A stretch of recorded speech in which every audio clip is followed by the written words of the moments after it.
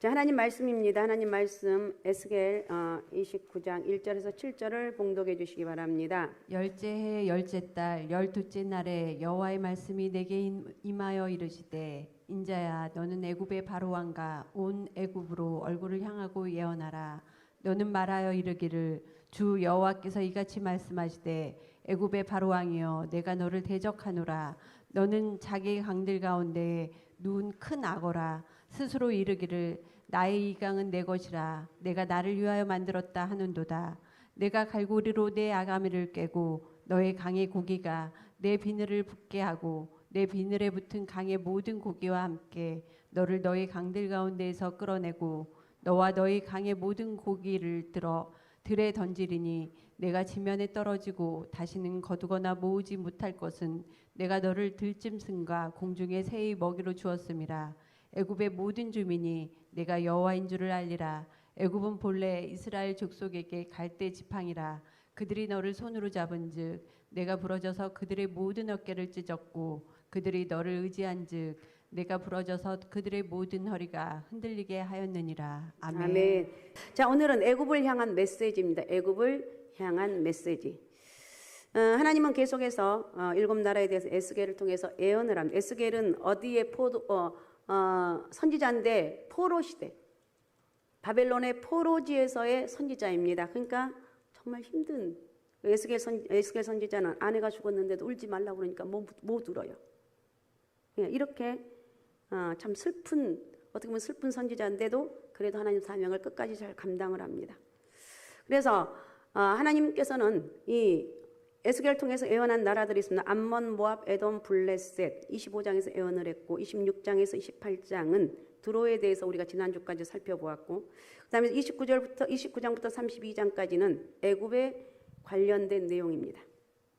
왜 에스겔 선지자가 29, 30, 31, 32장 이 네 장에 걸쳐서 많은 애굽에 대해서 많은 분량의 예언을 했는가? 이유가 여러 가지가 있지만 세 가지를 생각해 볼 수가 있습니다. 첫째, 고대 국가 중에 최장수한 최강의 국가였습니다.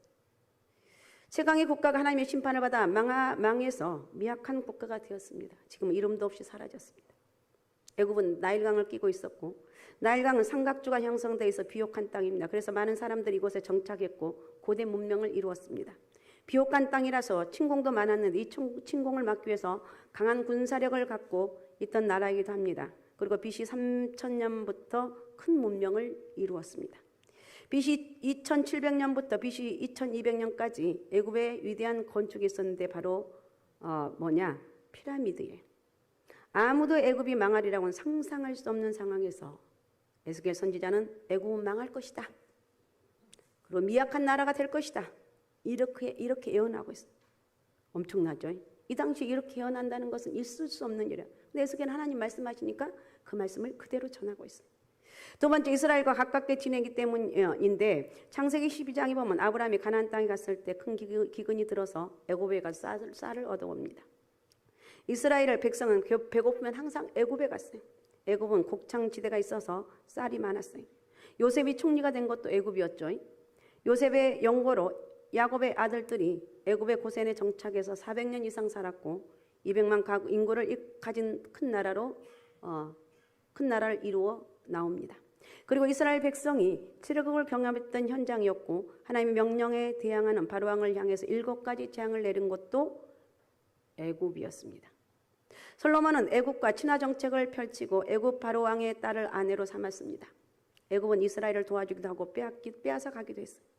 그런데 지금 에스겔 선지자가 애굽은 멸망해서 미약한 나라가 될 것이라고 예언을 하고 있어요. 그러니까 지금 말하면 미국 너희는 망할 거야.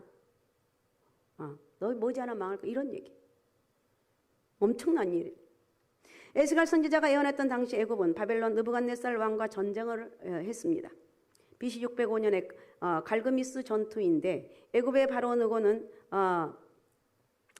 느부갓네살에게 결정적으로 패배를 합니다. 그 이후로 애굽은 기울기 시작해서 결국은 에스겔의 예언대로 미약한 나라가 되었습니다. 하나님 말씀 무서운 거예요. 하나님 말씀이 선포되면 그 누구도 막을 수가 없어요. 그러니까 우리는 오늘도 말씀을 들으면서 하나님이 나를 축복하실 것입니다. 그러면 입을 찢어져라고 아멘은. 하나님 나에게 은혜를 주고 아멘. 양승연이가 그랬다며. 누가 내가 잘 전하지를 못해서 수련을 안 간다니까 뭘 하겠다더라. 하여튼 해갖고 배꼽 잡고 웃었어요. 제가 그럴 말하는다는 게 그게 있을 수가 없잖아요. 그런데 가서 뭐 은혜를 뭘 하겠다더라. 하여튼 그랬다고 그래서 아이고 저 조그만 놈이 그래도 다 들은 뭐가 있어서 그래서 우리는 하여튼 어릴 적부터 은혜를 받아야 돼요. 그러니까 이번에 수련회 가서 우리 청소년분이 큰 은혜가 임할 줄로 믿습니다. 아니 밥하는 분들도 우리 권사님들 집사님도 얼마나 많이 따라가는지. 애들이 그렇게 많은 거 하는 거야? 아니요. 밥하는 사람들 이렇게 봉사하고 이렇게 헌신한 분들이 정말 많이 따라가요. 안 가면 큰일 날 것 같은 그런 마음으로 따라가는 거예요. 자, 결국은 에스겔의 예언대로 나라가 그렇게 됐다는 거예요. 그 다음에 세 번째 영적인 이유로서 애굽은 왜 그랬는가? 하나님을 대적하는 세상, 복음을 대적하는 악인을 상징하기 때문에 결국은 망하게 됩니다. 악인은 어떤 사람을 악인이라고 하는가? 악인이 어떤 사람? 죄를 짓는 사람? 아니에요. 우리는 다 죄 짓고 사는 사람이에요. 악인은 누구냐? 경건치 않는 사람들, 믿음이 없는 사람들, 윤리적으로 악한 사람이라고 말하는 것이 아니고 하나님 없이도 자신의 인생을 살 수 있다고 말하는 사람이 악인이라는 거예요. 에스겔 선지자가 애굽에 대해서 받은 예언이 7가지인데 하나님으로부터 직접 받았습니다. 7가지 메시지를 한마디로 정리하면 악인은 망한다. 악인은 망한다. 악인은 망한다. 그리고 에스겔은 하나님으로부터 메시지를 받으면 꼭 날짜를 기록해 놓았습니다. 에스겔 전체에서 나타난 공통적인 현상입니다. 왜 날짜를 기록했습니까? 그 이유는 에스겔이 받은 말씀이 사람이 지어낸 허구가 아니고 역사적 사실성을 가진 메시지임을 증거하기 위해서 그랬습니다. 그래서 7 메시지는 하나를 둘째 메시지를 제하고는 모두 예루살렘 멸망을 전으로 받은 것이에요. 그렇게 멸망한다고 얘기하지만 눈 하나 까딱 안 합니다. 그래서 첫 번째 보면 하나님은 악인을 대적하신다고 그랬습니다. 악인을 29장에서는 악인을 대적한다. 하나님은 악은 편을 안 들어주시고 악인과 원수가 되십니다. 자, 29장 3절을 읽어주시기 바랍니다. 3절. 너는 말하여 이르기를 주 여호와께서 이같이 말씀하시되 애굽의 바로왕이여 내가 너를 대적하노라. 너는 자기의 강들 가운데 누운 큰 악어라. 스스로 이르기를 나의 이강은 내 것이라. 내가 나를 위하여 만들었다 하는도다. 하나님께서 말씀해 애굽의 바로왕이여 내가 너를 대적한다. 너는 강들 가운데 누운 큰 악어라. 스스로 말하기를 이 강은 내 것이라. 내가 나를 위해서 만들었다. 교만하면 그래요. 강을 어떻게 지가 만들었겠어. 애굽과 원수라고 말씀하시는데 하나님 애굽과 원수로 지낸 이유가 무엇인가? 바로왕은 나일강을 자신이 만들었다고 말하고 있어요. 그러나 나일강 강을 만드신 분은 오직 하나님밖에 없다는 거예요. 자, 에스겔 29장 9절 한번 읽어주시기 바랍니다. 9절. 애굽 땅이 사막과 황무지가 되리니 내가 여호와인 줄을 그들이 알리라. 내가 스스로 이르기를 이 강은 내 것이라. 내가 만들었다 하도다. 애굽 땅이 사막과 황무지가 되리니 내가 여호와인 줄을 그들이 알리라. 내가 스스로 이르기를 이 강은 내 것이라. 내가 만들었다 하도다. 애굽 왕이 스스로 내가 내 거야. 내가 만들었어. 이러면서 자신이 만들었다고 말합니다. 사람은 신이 될 수가 없습니다. 죽었다 깨어나도 피조물이에요. 하나님 이런 애굽을 대적해서 북쪽 믹돌에서부터 남쪽 수에네까지 사막으로 만들어버리겠다고 말하고 있습니다. 심판하시는 거.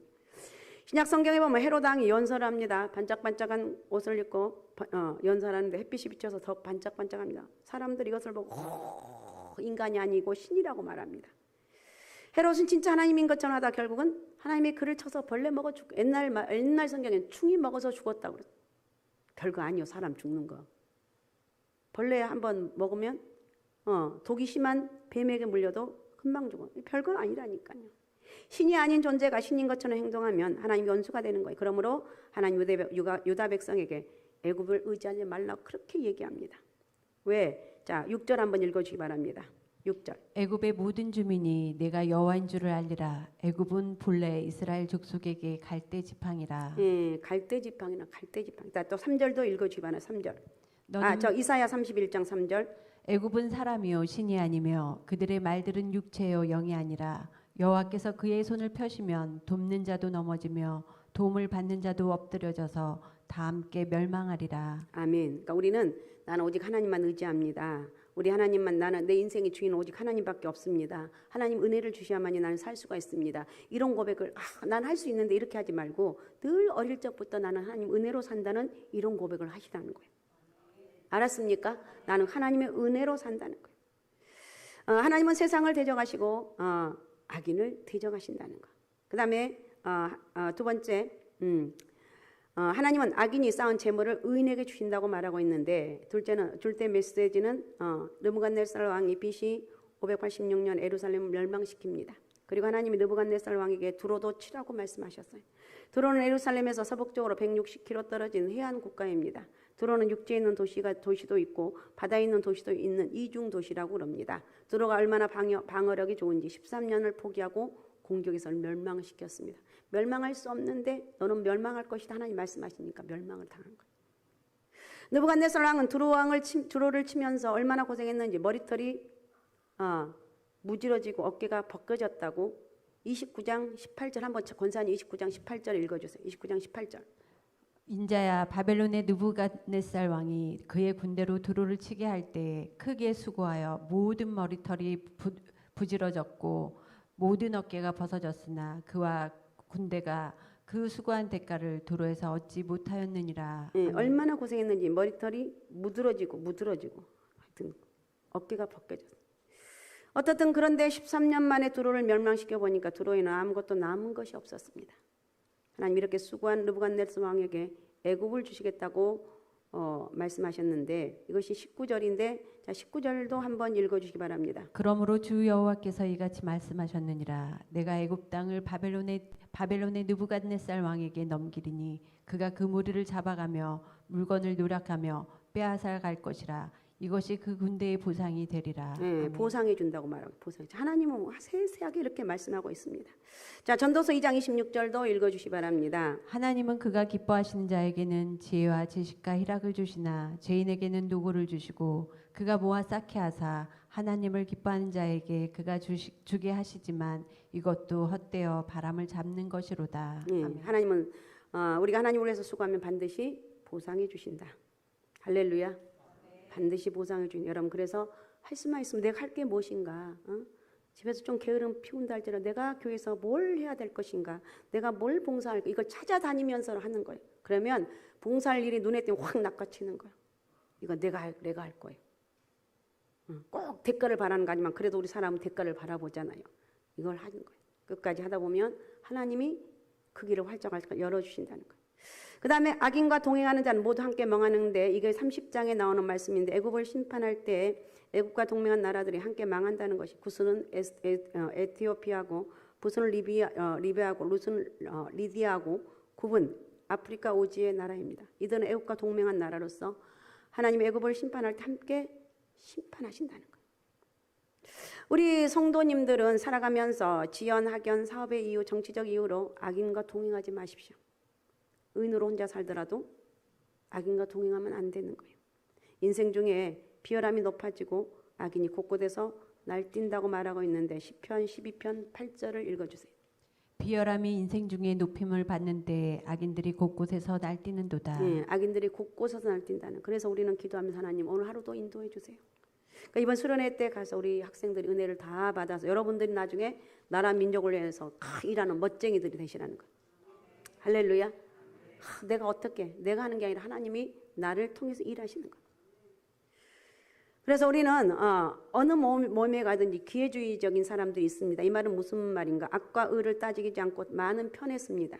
우리는 언제나 좁은 길을 택해서 살아가니까 믿음의 길을 좁은 길인데 근데 믿음의 길은 좁은 길이 많습니다. 저처에 악인이 횡행할지라도 의인의 편에 서서 살아갑시다. 할렐루야. 자, 잠언 11장 21절입니다. 악인은 피차 손을 잡을지라도 벌을 면하지 못할 것이나 의인의 자손은 구원을 얻으리라. 아멘. 악인은 피차 손을 잡고 우리가 저걸 할 수 있을 거야 하는데 벌을 면하지 못한다는 거예요. 의인의 자손은 구원을 얻으리라 그랬어요. 그래서 성도들은 악인을 미워하고 의인을 의롭다고 해야 나라가 바로 서는 거예요. 악인과 동행하지 말고 의인의 편에 서서 믿음으로 살아가는 겨. 아셨습니까? 우리 동현이가 그랬대네요. 난 들은 말이니까 동현이가 친구들이 술 마시라며 나는 상갈 소망교를 다니기 때문에 마실 수 없어. 한두 번 애들이 고나도 지금은 야 너는 술 안 마신 놈이야. 근데 그러니까 제가 생각 그렇게 한편으로는 편하지만 얘네들한테 이제 술 마시라고도 안 그러네. 그럴 수도 있을 것 같아. 얼마나 청년이 이렇게 말한다는 게 쉬운 게 아니야. 그러나 하나님이 기억을 하고 있고 다 보상해 주신다. 동현이가 수련회 가고 싶어서 기도를 했대네요. 동현이 원래 안 가기로 했대요. 이번 주에 새벽기도 엄마 아버지보다 더 믿음이 좋은 것 같아. 새벽기 나와서 기도하는데 수련회 가고 싶다고 해서 간대요. 참 신기하죠. 이런 아이들이 있기 때문에 하나님이 얼마나 기억하시고 복을 주시겠냐. 멋있죠. 그 다음에 하나님은 악인의 팔을 내리시고 꺾어버린다고 그랬는데 자 에스겔 30장 22절하고 25절을 읽어주시기 바랍니다. 그러므로 주 여호와께서 이같이 말씀하셨느니라. 내가 애굽의 바로왕을 대적하여 그 두 팔 곧 성한 팔과 이미 꺾인 팔을 꺾어서 그 칼이 그 손에서 떨어지게 하고 애굽 사람을 문나라가 25절 내가 바벨 왕의 팔은 들어주고 바로의 팔은 내려뜨릴 것이라. 내가 내 칼을 바벨 왕의 손에 넘기고 그를 들어 애굽 땅을 치게 하리니 내가 여호와인 줄을 그들이 알리라. 예, 이렇게 하는 모든 이유는 내가 여호와라는 것을 알게 하리라. 하나님 왜 우리에게 은혜를 주시고 왜 하나님의 능력을 그냥 갈수록 그냥 엄청난 변화가 있는 이때에도 하나님 말씀을 붙잡는 자에게 하나님 은혜를 주신 이유가 뭐냐? 나는 여호와다. 사랑하는 너희들이여 나는 여호와라는 사실을 잊지 말아라. 하나님 모든 인생의 삶의 주인이라는 사실을 잊지 말아라. 이 사실을 말씀하고 있습니다. 하나님은 악인을 심판하시는데 팔을 한 번 꺾고 꺾은 팔을 또 꺾습니다. 하나님 애굽을 이처럼 심판하신다는 것입니다. 자 시편 1편 6절입니다. 무릇 의인들의 길은 여호와께서 인정하시나 악인들의 길은 망하리로다. 아멘. 하나님께서 의인은 인정하지만 악인의 길은 망한다. 그러면서 31장에서는 악인의 번영을 불효하지 말아라. 31장에서 하나님 애굽을 아수르 레바논 백향목에 비유하고 있습니다. 백향목은 높은 나무이고 아름답고 굵은 가지가 번성했고 공중의 각종 새가 깃들이는 나무입니다. 하나님의 동산에 있는 나무들이 이것을 보고 부러워합니다. 하지만 하나님이 도끼로 찍어 구덩이에 던져 불살라버리겠다고 말하고 있습니다. 또 애굽이라는 백향목을 부러워하지 말라는 것. 우리 성도들 때로는 악인이 잘 사는 걸 보고 부러운 마음이 들어요. 그죠? 부러울 수밖에 없어요. 그러나 하나님이 악인의 형통을 부러워하지 말라고 말하고 있습니다. 이것이 시편 73편의 주제입니다. 아sam은 자신이 성가대장으로 봉사하는데 하나님이 때리시고 악인들은 형통하자 맡은 직분을 그만 나니가 하나님 나 못해요. 이렇게 그만두겠다고 합니다. 그러자 하나님은 아삽에게 악인을 부러워하지 말아라. 악인은 미끄러운 인생길을 갈 것이며 미끄러운 길을 가다 보면 졸지에 황폐하고 놀람으로 전멸할 것이라고 말하고 있습니다. 그 후에 영광으로 영접해 주실 거라고 말하고 있습니다. 여러분 믿음으로 사는데 어렵고 고단할지라도 어쨌든 운다 할지라도 악인의 번영을 부러워하지 말고 나는 그래도 믿음으로 살아가리라. 나는 우리 하나님 주신 은혜로 살아가리라. 이런 영적인 고백을 하시기 바랍니다. 자, 악인은 결국 조롱의 대상이 되는데 이게 32장에 나온 말씀입니다. 32장 1절부터 16절은 애굽 왕 바로를 슬퍼하는 애가입니다.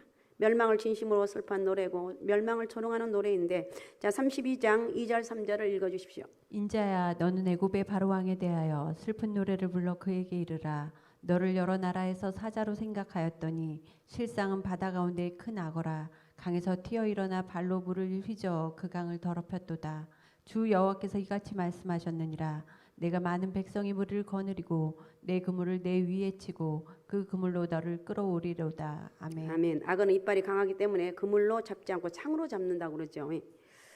그런데 애굽이라는 악어는 그물에 끌려 올라왔습니다. 죽어도 창피하게 죽는다는 거예요. 악인은 한참 번성하는 것 같아도 결국은 조롱의 대상이 된다는 거예요. 망할 수밖에 없다는 거예요.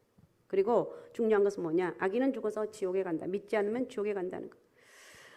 7번째 오늘 악인은 죽어서 지옥에 떨어진다는데 음부를 들여다보고 애원한 것인데 애국과 동맹한 무리가 모두 지옥에 가 있습니다. 에스겔 32장 18절 보면 쭉 나와 있어요. 32장 한 18절 우리 권사님 읽어주시기 바랍니다. 18절 인자야 애굽의 무리를 위하여 슬피 울고 그와 유명한 나라의 여자들을 구덩이에 내려가는 자와 함께 지하에 던지며 구덩이에 내려간 지옥에 내려가는 자와 함께 던지며 지옥에 가보니 22절이면 애굽함도 있고 애굽 사람들도 있고 아수르와 온 무리가 있고 그 다음에 24절에 보면 엘람과 온 무리가 있고 메섹과 두발과 모든 무리가 있고 26절에는 그 다음에 29절에는 에돔과 그 열 왕과 방백이 있고 북방의 모든 방백과 모든 시돈 사람이 그 지옥에 있었습니다. 30절에 애굽과 동맹한 자들이 모두 다 와 있었습니다. 하나님은 결론적으로 악인을 대적하시고 악인의 재산을 옮겨 의인에게 주시고 악인을 대적하시고 악인의 재산을 옮겨 의인에게 주시고 악인과 동맹한 자도 멸망시키시고 악인의 팔을 꺾으시고 악인을 조롱하시 결국은 지옥에 던져버린다는 거예요. 애굽은 악인을 상징하는 나라입니다. 그래서 우리 성도들은 이 세상을 살아갈 때 악인과 동행하지 마시고 이 세상에 살아도 세상에 속하지 마시고 세상을 의지하거나 세상을 부러워하지 마시고 의인을 부러워하시기 바랍니다. 믿음의 사람, 저 사람은 믿음으로 사는 사람, 저 사람은 새벽 예배 드리고 이번에 수련회 따라가서 은혜를 많이 받았다네, 이런 사람이 되라는 거예요. 우리는 예수 믿고 살다 보면 잠시 잠깐 고난을 겪을 수도 있습니다. 건강이 안 좋을 수도 있고 재정에 어려움이 있을 수도 있고 오해 때문에 인간관계 어려움을 겪을 수가 있습니다. 그러나 그 후에는 하나님께서 영광으로 영접해 주신다는 거예요. 우리의 인생은 하나님이 영접해 주신 인생이다. 우리는 하나님이 인정해 주시는 인생을 살아가야 된다는 것입니다. 나는 의인이다. 이 말은 무슨, 나는 믿음의 사람이다. 누가 뭐래도 나는 예수 믿고 하나님 은혜로 사는 사람이다. 알았습니까? 누가 뭐래도 나는 예수 믿는 사람이야. 누가 뭐래도 나는 하나님 은혜로 사는 사람이야. 이렇게 하면서 하나님 은혜와 축복이 여러분 가운데 가득하시기 바라고. 아셨습니까? 오직 예수, 오직 믿음, 오직 성령 충만함으로 정말 이 뜨거운 여름을 잘 지내시기 바라고. 우리는 하나님의 사람, 나는 하나님의 은혜가 있는 사람이다. 이렇게 고백하시면서 하나님의 영적인 축복이 저와 여러분의 크게 있으시기 바랍니다. 자, 오늘 말씀 생각하면서 우리 같이 기도하겠습니다. 아무리 악인들은 잘 될 것 같아도 멸망당하는 건 순간이다. 우리 하나님, 내가 예수로 살게 하옵소서, 믿음으로 살게 도와주옵소서. 누가 뭐래도 내 삶 속에 하나님 은혜가 임하길 원합니다. 주여 나를 축복하시고 내 삶을 간섭하여 주옵소서. 자, 우리 주여 세 번 부르고 우리 같이 통성으로 같이 기도하겠습니다. 주여, 주여, 주여.